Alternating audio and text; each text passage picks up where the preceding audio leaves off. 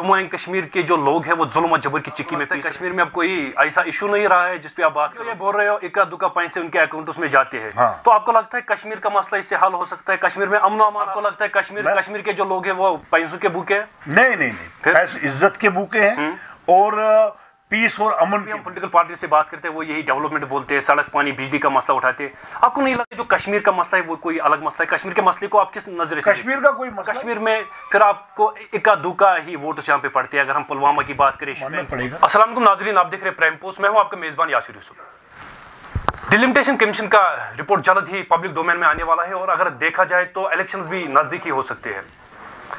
और इस सब पर अगर हम जम्मू कश्मीर की बात करें तो यहाँ पे मुख्तलिफ पॉलिटिकल पार्टीज रैलीज या कन्वेंशन शुरू कर चुके हैं। इसी सब पर आज हमारे साथ जुड़ चुके हैं vice president Jammu and Kashmir Bharatiya Janata Party Sofi Mohammad Yusuf. Sofi साहब, सबसे पहले आपका खैर मकदम करना चाहेंगे प्राइम पोस्ट में। आपका भी प्राइम पोस्ट का बहुत बहुत शुक्रिया। सोफी साहब, जब से आर्टिकल 370 को जम्मू कश्मीर से हटाया गया, रिवोक किया गया, तो क्या लगता है आपको? तब से आप तफसील में बताइए कि क्या डेवलपमेंट जम्मू एंड कश्मीर में देखने को मिली है?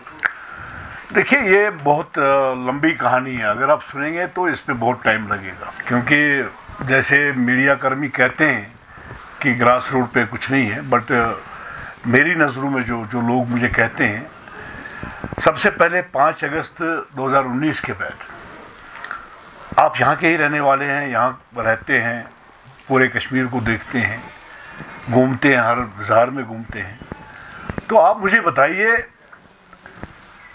5 अगस्त 2019 के बाद 2-3 महीने थोड़ा स्ट्रैक्शंस रही, उसके बाद आप देखिए कहीं हड़ताल नहीं, कहीं क्रॉस फायरिंग में हमारा कोई शहरी नहीं मरा, कहीं क्रॉस फायरिंग नहीं हो रही है। हमारा रेड़े वाला जो है सुबह रेड़े पे निकलता है, दिन को कमाता है, रात को 11 बजे वापस चले जाता है, अपने अयाल को खिलाता पिलाता है। आप देखिए दुकानदार हमारे सुबह से लेकर शाम तक कितना काम करते हैं। आज ये तो 3 साल में पहली बार 47 से लेके आज तक ऐसा इन 3 सालों में हुआ कि कहीं हड़ताल नहीं रही। पहले 5 दिन के बाद हड़ताल, 2 दिन के बाद हड़ताल, 8-8 दिन हड़ताल, 10-10 दिन हड़ताल। वो हड़तालें बंद हो गई जिस वजह से हम डूब गए थे। सोफी साहब, अगर हम बात करें जो यहाँ पे रीजनल पॉलिटिकल पार्टीज हैं या नेशनल पॉलिटिकल पार्टीज, वो यही दावा करते हैं जब से आर्टिकल 370 रिवोक किया गया तब से जम्मू एंड कश्मीर के जो लोग हैं वो जुल्म और जबर की चिक्की में पीस रहे हैं। नहीं, देखिए, उनका काम है कहना। उन्होंने 47 से लेके यहाँ लोगों को बेवकूफ़ बनाया। दफ़ा 370 के आड़ में उन्होंने लोगों को कहा कि अगर दफ़ा 370 हट गई तो यहाँ हिंदुस्तान के हिंदू बसने आएंगे, यहाँ मुसलमानों को ज़मीन ही छोड़नी पड़ेगी। तो आज पूरे कश्मीर घाटी के 70-80 लाख मुसलमान लोग जो हैं उनको पता चला कि 3 साल हो गए हैं, यहाँ कोई हिंदू बसने नहीं आया। अब वो ग्रास रूट पे जाते भी नहीं है और उनको जाने भी नहीं देते लोग। अब उनको लोगों ने नकारा है, तो अब उनके कहने से हमारे जम्मू कश्मीर के अवाम को कोई फ़र्क नहीं पड़ेगी, उनको कहने दीजिएगा। जैसे कि PHGD की अगर हम बात करें, वो ये दावा कर रहे हैं कि वो आर्टिकल 370 या 35 को वापस लेकर ही रहेंगे, तो इसके बारे में आप क्या बताना चाहोगे? देखिए, अब वो इसी तरह अपना सियासत करना चाहते हैं, क्योंकि उन्होंने ग्रास रूट पे कहीं डेवलपमेंट नहीं की, कोई काम नहीं किया। आज वो दफ़ा 370 को वापस लाने की एक चाल खेल रहे हैं कि अब लोग शायद दोबारा बहक जाएंगे। देखिए, मैं आपको एक बात कहना चाहूँगा, जो आदमी मरता है, कब्र में जाता है, वो वापस नहीं आता। दफ़ा 370 मर चुका है, वो कभी वापस नहीं आएगा। अगर वापस आएगा भी तो सदियों साल लगेंगे, तो तब तक न ये नेता होंगे ना हम होंगे। तो इसलिए मैं कहता हूँ कि ये लोगों को बेवकूफ़ बनाते हैं। तो अब लोग आज समझ रहे हैं कि हमारे नौजवान तबका जो है, हमारे यहाँ इंटेलेक्चुअल्स लोग जो है, हमारे कश्मीर के जितने भी लोग हैं, आज इनकी चाल को समझ रहे हैं, तो अब उनको ठुकरा रहे हैं। अगर हम स्टेटहुड की बात करें तो अगर आर्टिकल 370 को आप वापस नहीं चाहते हो, हालांकि बाकी जो भी यहाँ पे रीजनल पॉलिटिकल पार्टीज है वो वापस चाहती है, आप क्या चाहते हो कि स्टेटहुड यहाँ पे वापस आना चाहिए? नहीं, हम क्यों नहीं चाहेंगे। आपने बहुत बार देखा होगा, मैंने प्रेस कॉन्फ्रेंस करी, मैंने कहा कि स्टेटहुड हमें वापस चाहिए। और इसके साथ साथ हमारे अमित शाह जी जो देश के होम मिनिस्टर हैं, हमारे देश के प्राइम मिनिस्टर नरेंद्र मोदी जी ने कहा कि जो ही हालात ठीक होंगे हम स्टेटहुड वापस देंगे। आज हालात ठीक होने लगे हैं, मुझे लगता है कि आफ्टर इलेक्शन यहाँ हमें स्टेटहुड वापस मिलेगा। और मैंने भी ये कहा है कि जब तक स्टेटहुड हमें वापस नहीं मिलेगा तो मैं धरना कर दूंगा। स्टेटहुड हमको भी चाहिए, यहाँ लोगों को भी चाहिए। अब ये ड्रामा करते हैं जी हम स्टेटहुड वापस लाएंगे, वो तो मोदी जी ने और अमित जी ने पहले ही कहा है कि हम दे देंगे। बहुत से पॉलिटिकल एक्टिविस्ट्स है जो है यहाँ पॉलिटिकल एनालिस्ट्स हम बोलेंगे, वो ये दावा करते हैं, यहाँ इल्ज़ाम आप पे ये आयद करते हैं कि जब से आपकी सरकार मरकज़ में आई है तब से जम्मू कश्मीर के हालत बहुत ख़राब हो चुके हैं। मुझे लगता है कि 2015 में जब हमारी सरकार आई तब से ही यहाँ डेवलपमेंट हुई। पहले एक मिसाल दे दूंगा आपको, 15 लाख नौजवान आज अनएम्प्लॉय है जो इन्हीं सियासतदानों ने छोड़ के रखे, हाथ फैलाए हुए बैठे हैं। आप जैसे नौजवान हैं, 2015 से लेके आज तक 4 लाख नौजवानों ने काम शुरू कर दिया अपना। वो भारतीय जनता पार्टी ने उनको छोटे छोटे यूनिट्स खोलने दिए, मुद्रा बैंक के तहत लोन दिया, उड़ान के तहत, मेक इन इंडिया के तहत काम कराया। बहुत सारे ऐसे प्रोजेक्ट आए जिनमें हमारे 4 लाख नौजवान काम कर रहे हैं। उसके बाद कहीं पे बैकडोर एंट्री नहीं हुई। यहाँ आपने देखा बैंकों में कितना घोटाला हुआ, तो उसमें कितने लोगों को जो है फेक ऑर्डर्स के तहत नौकरी लगा लिया, उनसे पैसे हड़प किए गए। और आज अगर आपने 10,000 वैकेंसियाँ हमने लगाई तो कहीं मुझे बताइए कहीं 10 पैसे का रिश्वत नहीं लगा। अभी 1200 SI के पोस्ट है। अगर आप देखेंगे सारा सिस्टम ऑनलाइन है आज सारा। अभी आप देखिए 70,000 करोड़ रुपया जो है इंडस्ट्रियल सेक्टर में आ गया है। 2022 से लेके 2024 तक 7 लाख नौजवानों को हम नौकरियां फराहम कर सकते हैं प्राइवेट सेक्टर में। और यहाँ हम चाहते हैं कि यहाँ बेरोजगारी खत्म हो, हमारा नौजवान फले फूले और काम करे। अगर हम प्रेजेंट सिनेरियो की बात करें तो अलग अलग मकामात पर डिफरेंट जगह प्रोटेस्ट देखने को मिल रहे हैं, जिसमें casual labours and daily wagers protest करते नजर आ रहे हैं और वो यही डिमांड करते हैं कि उनको मुस्तकिल किया जाए। क्या आने वाले इलेक्शंस में जब आप इलेक्शन लड़ोगे तो आपकी सरकार उनको मुस्तकिल करने में का कोई इरादा रखती है? देखिए, हमारी सरकार ने बहुत पहल की है, मरकजी सरकार ने बहुत पहल की है, क्योंकि 61,000 जो कैजुअल लेबर्स हैं ये इन्हीं सियासतदानों के गुनाह है। नेशनल कॉन्फ्रेंस को मान के चले, PDP को, कांग्रेस को, इन्होंने अपने वोट बैंक के खातिर इनको कैजुअल लेबर्स लगा लिया। फिर ईद के दिन इनको 1,000 रुपये देते थे, होली के दिन 1,000 रुपये देते थे। आज अगर 61,000 लोगों को 6,765 रुपया मिल रहा है, ये मरकजी सरकार नरेंद्र मोदी जी ने किया, भारतीय जनता पार्टी ने किया। अभी आपने देखा 12,000 PDD के जो कैजुअल लेबर्स है उनको रेगुलराइज किया गया है। और हमने ये अहद लिया है कि इनके गुनाह, जो इन सियासतदानों ने गुनाह किए हैं, हम उनके गुनाहों को दुरुस्त करेंगे। 61,000 कैजुअल लेबरों को हम रेगुलराइज करेंगे, परमिट करेंगे।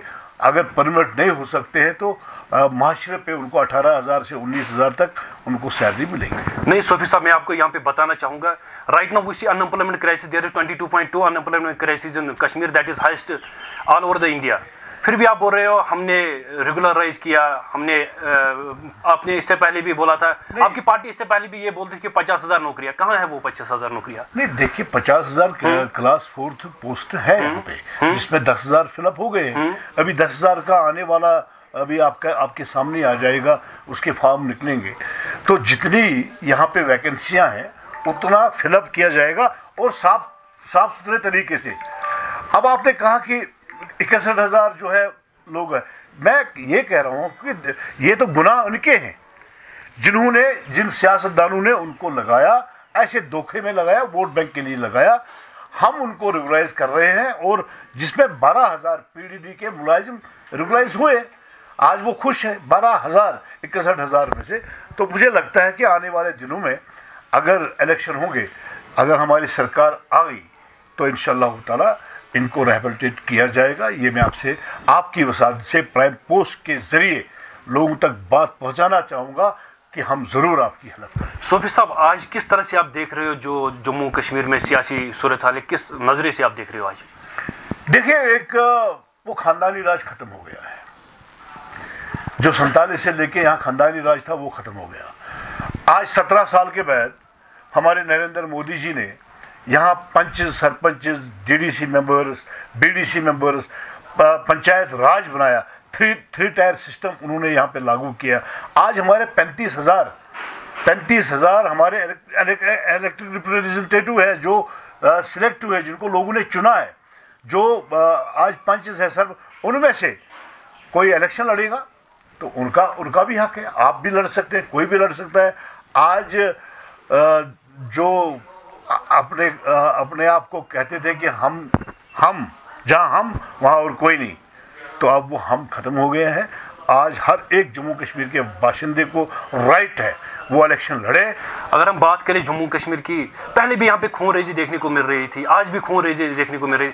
कल ही अगर हम कुलगाम की बात करें तो वहाँ पे भी एक टारगेट सिविलियन किलिंग्स हुई, तो ये खत्म नहीं हुआ। आपने बोला था धारा 370 इसमें एक रुकावट बनता है, मगर आज भी सिविलियन किलिंग जारी है। क्या आपको नहीं लगता कि जम्मू कश्मीर में अमन अमान लाने के लिए आपको एक मुस्तकिल एक कदम लेना चाहिए? देखिए, मैं आपको बताना चाहूँगा कि आपकी उम्र मुझे लगता है कि 25 होगी लगभग। अभी 87 से लेके आज तक कितने साल हुए? 33 साल हो गए भाई साहब।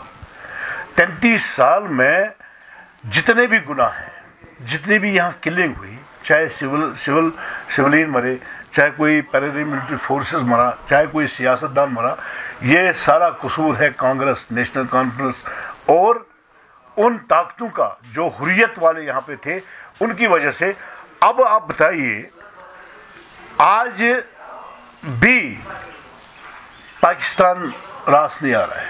कल ही वहाँ पे इमरान खान साहब को निकाला गया, वो शरीफ को लाया और उसने कश्मीर का लाभ बोलना शुरू कर दिया। तो यहाँ अभी भी हमारे पड़ोसी मुल्क हिंदुस्तान को खुश नहीं देखना चाहते हैं। ये नहीं चाहते हैं कि जम्मू कश्मीर में अमन हो, बट हमारा यहाँ पे फौज जो है, हमारा पैरामिलिट्री फोर्सेस, जितने भी लोग हैं, पुलिस है, सक्षम है उनके लड़ने के लिए। आज आप अगर देखेंगे 200-250 मिलिटेंट है। मुझे लगता है कि आने वाले 1-2 साल में ये भी अपने जो है अंजाम तक पहुंच जाएंगे और यहाँ अमन होगा, पीस होगा, यहाँ फिर सिविलियन किलिंग नहीं होगी। और हम भी बड़े हैरान हैं, आज 2015 से लेके हमारी सरकार मरकज़ में है, उससे पहले भी बहुत सारी किलिंग हुई। यहाँ देखिए छत्ती सिंहपुरा, आप याद करिए, जिसमें जनाब अली सिखों का नरसंहार किया गया। आप देखिए पंडितों का, मुसलमानों का, बिजबाड़ा में आप देखिए जब मुफ्ती मोहम्मद सईद होम मिनिस्टर थे देश के, तो 47 लोग वहाँ मरे। तो ये तो पिछले कई सालों से चला था, जिस वजह से ये चला था, गुनाहगार वही लोग हैं। आज अगर यहाँ पे हालात सुधर रहे हैं, अगर यहाँ पे आज बाज़ार सज रहे हैं, लोग उधर इधर घूम रहे हैं, कहीं पे क्रॉस फायरिंग नहीं हो रही है, कहीं पे डर नहीं है, कुछ नहीं है, कहीं पे क्रैकडाउन नहीं है, तो मुझे लगता है कि इसका सारा जो श्रेय है वो भारतीय जनता। नहीं, आज भी सिविलियन किलिंग्स की जो खबर है सुनने और देखने में मिल रही है, क्या आपको इसका कोई मुस्तकिल हल दिखाई दे रहा है? देखिए, हमें भी बहुत दुख है कि किसी निहत्थे इंसान को मारना, हमें भी बहुत दुख है। बट अभी भी यहाँ आप देखिए, कल मैं सुन रहा था कि पाकिस्तान में 300 फॉरेनर्स बैठे हैं जम्मू कश्मीर में खराबी करने के लिए। तो अभी भी हमारे पड़ोसी मुल्क जो है ना, वो उनको रास नहीं आता है।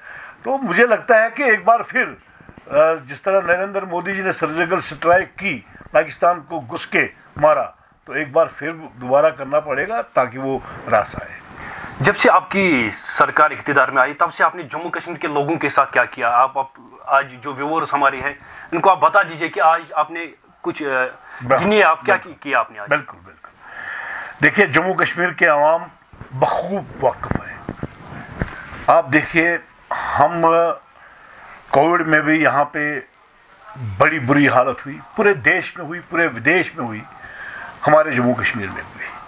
कोविड में भारतीय जनता पार्टी का कार्यकर्ता क्वारंटीन में गया, ब्लड दे दिया लोगों के लिए, 1350 पॉइंट हमने खून दे दिए, राशन किट्स हमने बांटे, हमने मास्कें बांटी, हमने सैनिटाइजर्स बांटे, हम लोगों के बीच में रहे।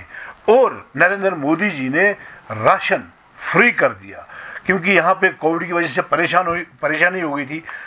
नंबर 1 ये। नंबर 2, हमारा कोई बूढ़ा आदमी जो पेंशन लेता था, ओल्ड एज पेंशन जिसको हम कहते हैं, 400-500 उनको मिलता था, अब उसको 1000 रुपया कर दिया है। वो जब पेंशन लेने जाते थे तो डीसी ऑफिस में वो हफ्ते में 4 बार आते थे, तब भी उनको पैसा नहीं मिलता था।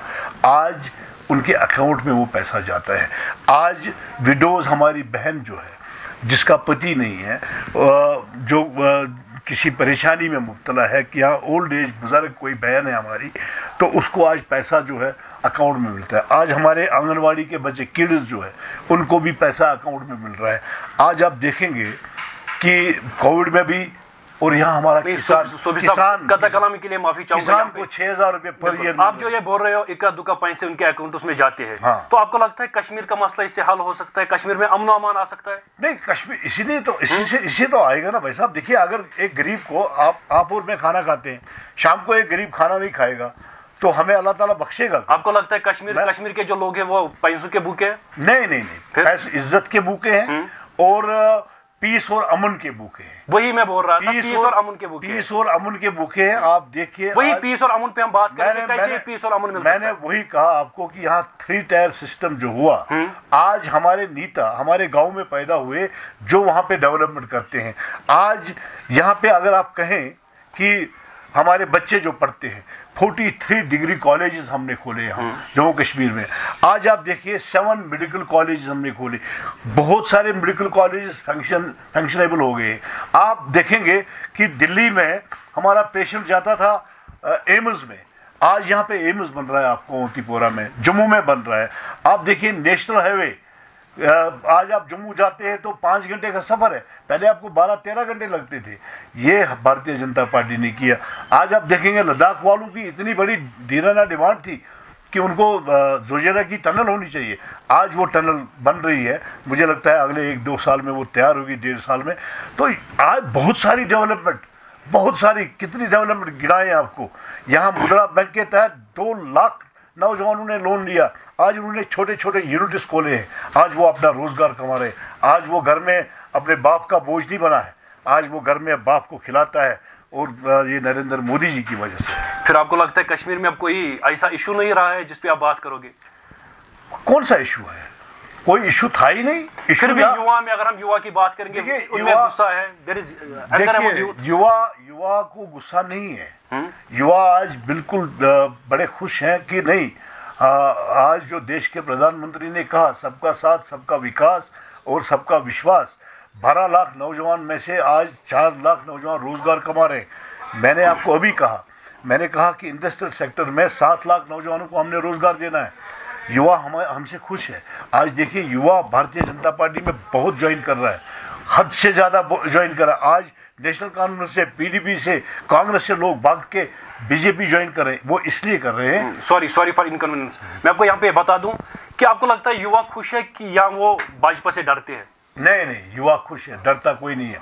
हमारा कश्मीर का युवा डरने वाला नहीं है, वो खुश है, हमारे काम पे खुश है, हमारे भारतीय जनता पार्टी के इरादों पे खुश है, भारतीय जनता पार्टी की डेवलपमेंट पे खुश है। आज युवा को यहाँ पे राइट मिलता है। आज आप देखिए, हमारे KS officer, IAS officer, IPS officer एक गरीब का भी बना। आज वहाँ उसमें रिश्वत नहीं चला। आज ये युवा जानता है और युवा हमारे साथ है। आज देखिए, लाखों के तादाद में भारतीय जनता पार्टी युवा ज्वाइन कर रहे हैं। अगर हम हाल ही में बात करें, हाल ही में क्या देखने को मिला, डीडीसी कुछ मेंबर्स थे, यहाँ के एमएलएज, यहाँ कुछ कॉर्पोरेटर्स यहाँ से जाते हैं और दिल्ली में आम आदमी पार्टी ज्वाइन करते हैं। क्या आपको लगता है कि आने वाले जो असेंबली इलेक्शंस है, जैसे उन्होंने पंजाब में और दिल्ली में झंडे गाड़े, वैसे ही यहाँ कश्मीर में भी झंडे गाड़ सकते हैं? नहीं, देखिए, मैं आपको कहना चाहूँगा, ये जो दल बदल लोग होते हैं ना, इनका कहीं मुकाम नहीं होता है। ये एक पार्टी से छोड़ के दूसरी पार्टी में चले जाते हैं तो ये फिर लास्ट में ना गिर जाते हैं। बट आम आदमी की बात आपने कही, उन्होंने दिल्ली में जो झूठ कहा वही जो है पंजाब में भी झूठ कहा। बट जम्मू कश्मीर के लोग जो है ये झूठ को समझते हैं और सच्चाई को भी जानते हैं। यहाँ उसको 100 साल लगेंगे आम आदमी को, तब वो अपना यहाँ पैर जमा सकता है। आम आदमी की कोई जिक्र ही नहीं है जम्मू कश्मीर में। आने वाले जो असेंबली इलेक्शन से कितनी तैयारी है भाजपा की? मुकम्मल तैयारी है। हम मान के चलते हैं कि भारतीय जनता पार्टी का सीएम बनेगा और कन्फर्म बनेगा। 50+ हम सीटें लेंगे 50 पार। इस बार 50 पार और सरकार बीजेपी की बनेगी। अगर आपको लिख के दे दूं, मैं लिख के दे दूंगा आपको कि आने वाले जब इलेक्शन होंगे, यहाँ लोग भारतीय जनता पार्टी को ही चुनेंगे। अगर हम ग्राउंड की बात करें तो एक तरफ से आपके प्रेसिडेंट रविंद्र रैना जी का यही बयान आता है कि हम 50 पार सीटें यहाँ पे लेंगे। तो आप जब यहाँ पे कश्मीर की बात करते हो, कश्मीर में फिर आपको इक्का दुक्का ही वोट यहाँ पे पड़ते हैं। अगर हम पुलवामा की बात करें, शोपियान की बात करें, 2% वोट आपको यहाँ पे पड़ते हैं। यहाँ पे सेंसिटिव है। देखिए दफा 370 हटने से पहले, क्योंकि ये सियासतदान कहते थे कि अगर आपने बीजेपी को वोट दिया तो यहाँ हिंदू बसने आएंगे, यहाँ सिख बसने आएंगे। अब लोग जान चुके हैं। आज लोग बिल्कुल दिल से चाहते हैं कि हम वो भाजपा को वोट करेंगे। और दूसरा, हम कैसे कहते हैं कि हम 50 पार करेंगे। हमारे रविंद्र रैना जी कैसे कहते हैं? उनको विश्वास है कि हमारे नेशनलिस्ट फोरम जो है कश्मीर के, वो हमारे साथ है। भी यहाँ कश्मीर में हम सीटें जीतेंगे और हमारे सहयोगी दल जो होंगे, जो हमारे नेशनलिस्ट फोरम होगा, वो भी हमारे साथ जुड़ेंगे। हम सरकार आने वाले इलेक्शन जो है वो भी नजदीकी हो सकते हैं। किन मुद्दों पे आप इलेक्शन लड़ोगे? बस डेवलपमेंट के ओर पे हम अपने डेवलपमेंट में, अपने काम पे इलेक्शन लड़ते हैं। भारतीय जनता पार्टी, ये भी आपने देखा, 5 स्टेटों में से 4 स्टेटें हमने स्वीप कर ली और उन 4 स्टेटों की गूंज जम्मू कश्मीर में भी पड़ गई और ये गूंज 2024 तक भी जाएगी। नरेंद्र मोदी जी 2024 में फिर देश के प्रधानमंत्री बनेंगे और इसी गूंज के हवाले से मैं आपको कहना चाहूँगा, गारंटी से लिख लीजिए, भारतीय जनता पार्टी कश्मीर में खाता खोलेगी और 7, 8 से 10 सीटें बीजेपी की टिकट पे हम जीतेंगे। बाकी सहयोगी दल हमारे होंगे। 30-35 सीटें हम जम्मू से लेंगे, कुल मिलाकर 50-55 सीटें। सोफी साहब, जब भी हम पॉलिटिकल पार्टी से बात करते हैं वो यही डेवलपमेंट बोलते हैं, सड़क, पानी, बिजली का मसला उठाते हैं। आपको नहीं लगता जो कश्मीर का मसला है वो कोई अलग मसला है? कश्मीर के मसले को आप किस नजर से? कश्मीर का कोई मसला ही नहीं है। कश्मीर हिंदुस्तान का ताज है, हिंदुस्तान का ताज रहेगा। अब इस गुलदस्ते को कुछ लोगों ने बर्बाद करने की साजिश रची। अब वो खुद बर्बाद हो गए हैं। अब वो बैठे हैं अपने कमरों में, बैठे हैं घरों में, बैठे हैं। अब उनको लोगों ने, बहुत सारे जो पॉलिटिकल एनालिस्ट्स है वो ये बोलते हैं कि इंडिया पाकिस्तान को आपस में बात कर लेनी चाहिए, so that this matter will be solved once forever. नहीं, देखिए, वो अपने वोटों के लिए कर रहे हैं। पाकिस्तान कौन होता है हमारे साथ मुदाखलत करेगा? पाकिस्तान तो हमारा बच्चा है ना। मगर इंटरफेयर तो करता है, मगर इंटरफेयर तो करता है। इंटरफेयर तो उसकी आदत, उसको तो रोटी नहीं चलेगी ना। अगर वो ये नहीं करेगा तो उसको पैसा कहाँ मिलेगा? तो इसीलिए वो बच्चा हमारा, उसको बच्चे रहने दो, उसको बड़ों से बात नहीं करनी होती है। सुनने में ये आती है, इल्जाम है पार्टी पे, ये इल्जाम आए थे कि आप पंडितों को धोखे में रखते हो। आपने इससे पहले भी मैनिफेस्टो में यही कहा था कि रिहेबिलिटेशन, पंडित को हम रिहेबिलिटेट करेंगे, मगर वैसा कुछ भी नहीं हुआ। देखिए, ये पंडित जानते हैं कि भारतीय जनता पार्टी कितनी खैरखा है और भारतीय जनता पार्टी कितना चाहती है कि पंडित कश्मीर वापस बसने आए।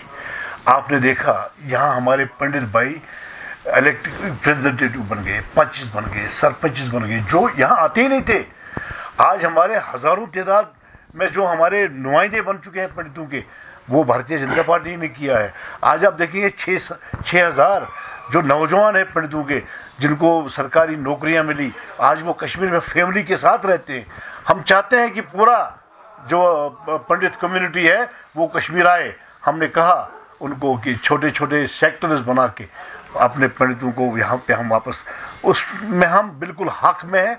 और याद रखिएगा कि जो ही हालात ठीक हो जाएंगे, यहाँ अभी भी 1-2 साल मुझे लगता है कि मिलिटेंसी भी यहाँ पे है, तो 1-2 साल में जब यहाँ माहौल ठीक होगा, हमारे पंडित भाई दोबारा वापस आएंगे और इस कश्मीर को गुलदस्ता फिर से बनाएंगे। सोफी साहब, मैं आपको ये बताना चाहूँगा, बहुत लोग ये बोल रहे हैं जब भी सोफी साहब का कोई इंटरव्यू लिया जाता है वो स्क्रिप्टेड इंटरव्यू होता है, मीडिया पर्सन है वो डरते हैं भाजपा से सवाल पूछने में। अरे नहीं, मैं इतना सीधा साधा आदमी हूँ, मुझे लोग जानते हैं।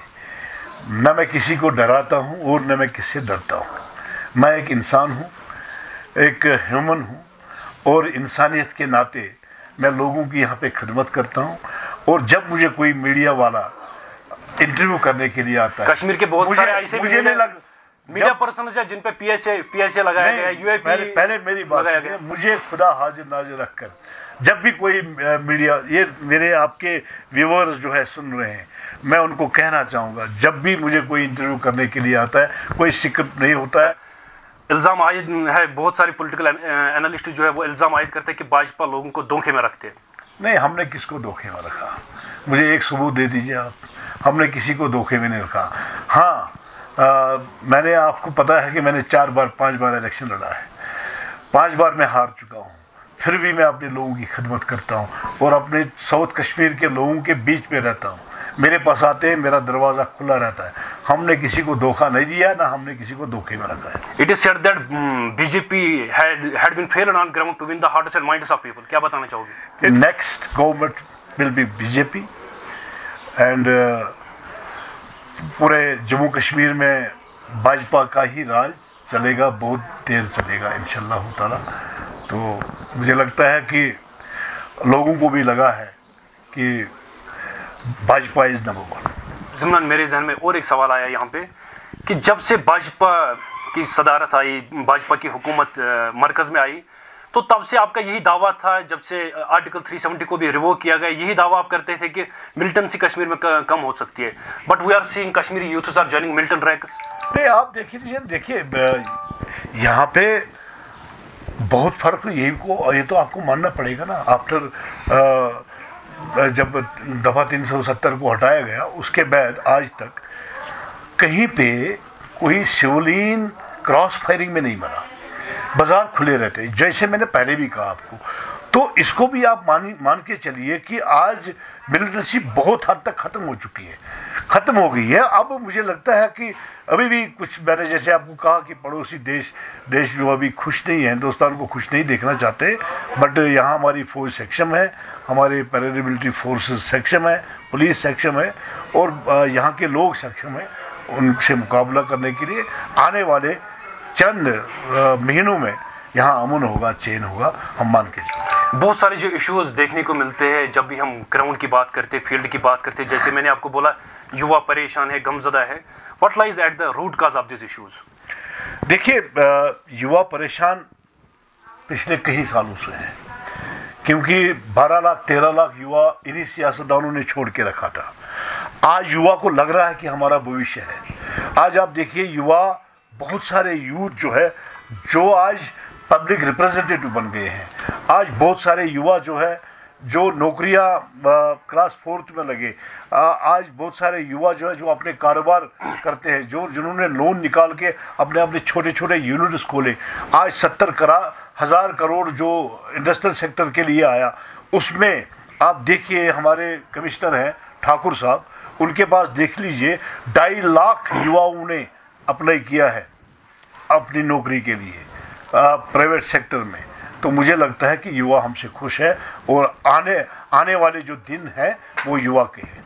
सूफी साहब, यहाँ पे और एक बात मैं आपसे बताना चाहूँगा, क्या आप मानते हो जो कश्मीर का इशू है ये कन्फ्लिक्ट की वजह से है? कश्मीर एक कन्फ्लिक्टेड रीजन है, आपको ये लगता है यहाँ पे अमन नहीं है?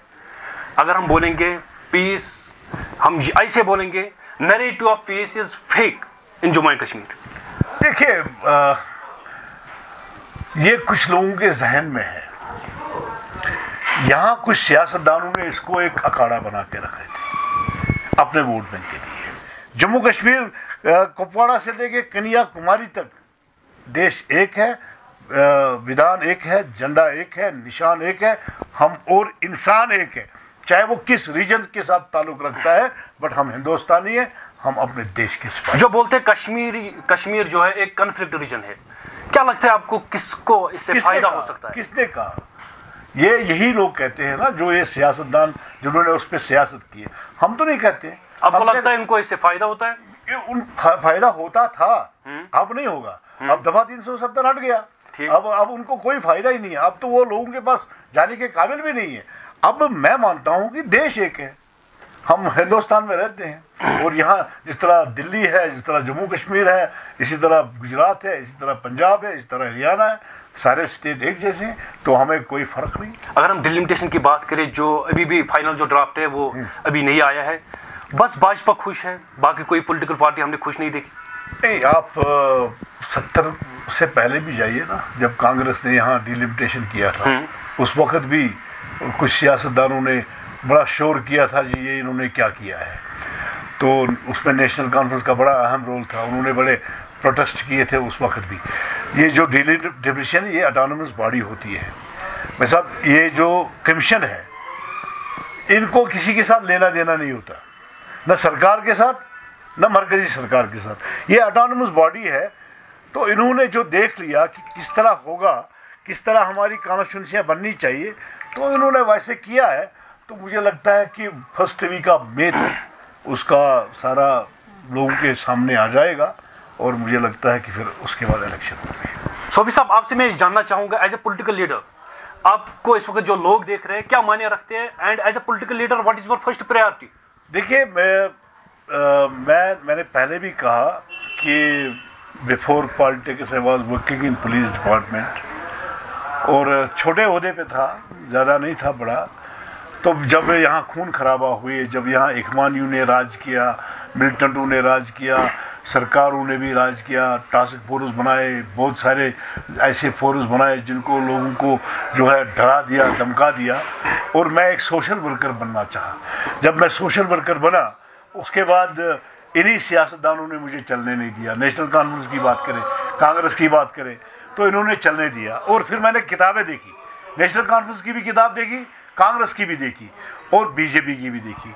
और जब मैंने देखी कि इस बीजेपी में ख़ानदानी राज नहीं है, आज सोफी यूसुफ वाइस प्रेसिडेंट है, कल इसका बेटा नहीं हो सकता है, तो I have join the party that time. और इस वक्त मुझे 25 साल हो गए हैं, मैंने कभी इस भारतीय जनता पार्टी के किसी नेता में कोई भेदभाव नहीं देखा। मोस्टली युवा इस वक्त आपको देख रहे हैं, क्या मैसेज रहेगी? आप हमारे भविष्य हैं, आने वाला तकदीर जम्मू कश्मीर के आप हैं।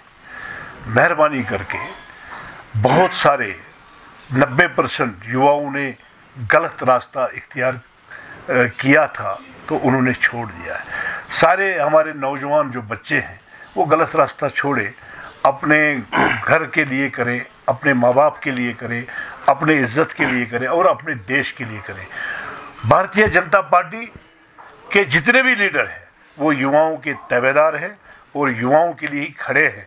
सोफी यूसुफ भी कश्मीर के, जम्मू कश्मीर के नौजवानों के लिए खड़ा हूँ, और जब भी मेरे पास नौजवान आता है मैं खुश होता हूँ कि मेरा भविष्य यही है।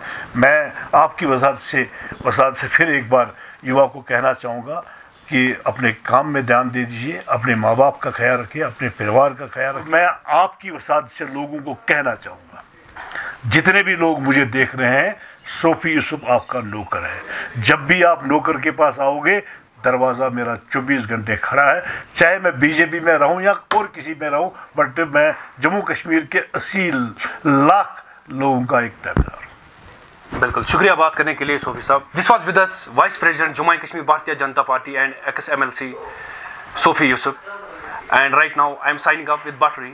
थैंक यू, टेक केयर, अल्लाह हाफिज।